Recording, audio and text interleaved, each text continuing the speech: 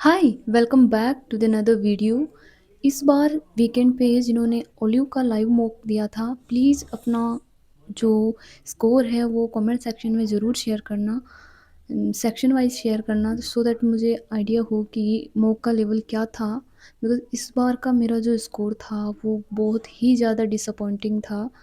मेरे मैथ्स में स्कोर था 43, जो कि डिसेंट स्कोर था, एंड इंग्लिश में भी 45 था। बट इस बार मेरे रीजनिंग में इतना गंदा स्कोर आया है, ओनली 39। मतलब कि मैंने अभी तक जितने भी मॉक टेस्ट दिए हैं, इतना गंदा स्कोर आज तक नहीं रहा रीजनिंग में, वो भी। एंड सारे के सारे सिली मिस्टेक्स हो रहे हैं या क्वेश्चन पढ़ने में मिस्टेक हो रही है।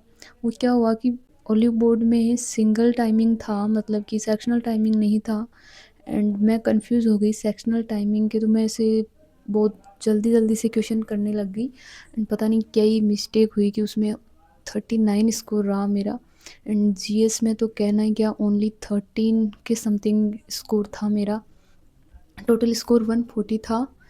एंड जो एडिक्यूटी पैटर्न की जीएस हैं उसमें तुक्के लग जाते हैं, बट जो प्लेटफॉर्म वाले मॉक टेस्ट होते हैं उनमें गैस वर्क काम नहीं कर रहा। सो जीएस का तो मुझे वैसे कोई एज सच नहीं है कि मेरा स्कोर कम रहा, बिकॉज क्वेश्चन ही ऐसे ऊट पटांग पूछ रहे हैं तो क्या ही कर सकते हैं। बट रीजनिंग में तो मैं एक्सपेक्ट कर रही हूँ कि कितना भी गंदा से गंदा मॉक टेस्ट हो, उसमें भी मेरे 40 प्लस स्कोर तो कम से कम रहे ही। सो प्लीज़ आप अपना मॉक स्कोर शेयर ज़रूर करना। जैसे-जैसे एग्ज़ाम पास आ रहा है, पता नहीं पढ़ाई को भी किसकी नज़र लग गई है कि एकदम बिल्कुल होना ही बंद हो गई है। अब तो मैं बिल्कुल यूट्यूब पे भी टाइम नहीं दे रही, 2-3 दिन के बाद आज वीडियो पोस्ट कर रही हूँ। बट जब मैं पोस्ट कर रही थी रेगुलर, तब मेरी प्रोडक्टिविटी उल्टा ज़्यादा अच्छी थी। एंड मुझे लग रहा था कि मैं इसमें टाइम वेस्ट ना करूँ, तो मैंने वीडियो अपलोड करना भी बंद कर दिया था। बट लास्ट 2-3 डेज़ से मेरी प्रोडक्टिविटी कम से कम होती जा रही है। एक ये बारिश के मौसम की वजह से गाँव में इतनी लाइट की प्रॉब्लम होती है, जब भी मॉक देने बैठो लाइट चली जाती है। फिर इतना मूड ख़राब हो जाता है कि ना तो कुछ पढ़ने का मन करता है, बिल्कुल ऐसे एकदम से मन बना के तो हम मॉक टेस्ट देने बैठते हैं मुश्किल से। एंड फिर कुछ ना कुछ होता रहता है, तो इतना पूरा स्केड्यूल ही ख़राब हो जाता है। आज मैंने जीएस में 3 टॉपिक्स रिवाइज़ किए थे जो मोस्टली मेरे मॉक में रॉन्ग हो रहे हैं।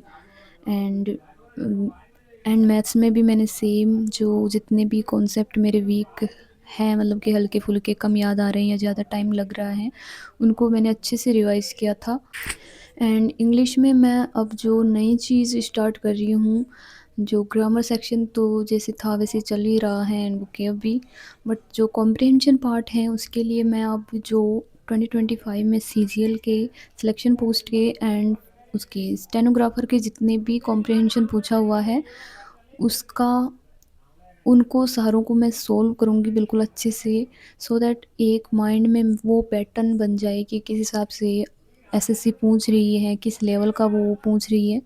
बिकॉज़ लेवल पिछली बार जैसा ही रहने वाला है ऑलमोस्ट, बिकॉज़ वो ज़्यादातर एआई से ही बनवाएँगे इस बार भी क्वेश्चन।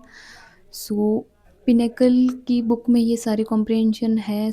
अगर आपको पीडीएफ चाहिए तो आप मेरा टेलीग्राम चैनल जॉइन कर सकते हैं, उसमें मैं GS and English and all subjects की अगर आपको चाहिए तो मैं सारी सेंड कर दूँगी।